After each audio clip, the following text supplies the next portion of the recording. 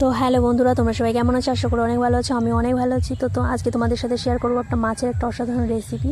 তো এখানে দেখো কই মাছ। তো কই মাছটা আজকে আমি ভাপা করব। তো চলো কিভাবে করি তোমাদের সঙ্গে শেয়ার করব।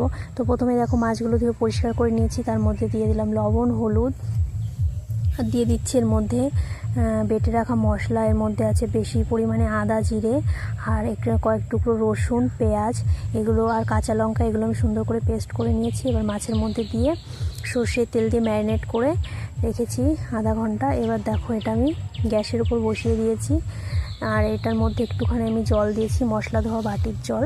তো যেহেতু মাছটা সিদ্ধ হবে, তারপরে দেখো ফুটতে শুরু করেছে। তারপরে দেখো আমি ঢাকা দিয়ে দিয়েছি, আর এখানে দেখো জলটা অনেকটা শুকিয়েও গেছে, আর কালারটাও চেঞ্জ হয়ে গেছে। তো এটা চাইলে তোমরা টিফিন কৌটোর মধ্যেও করতে পারো।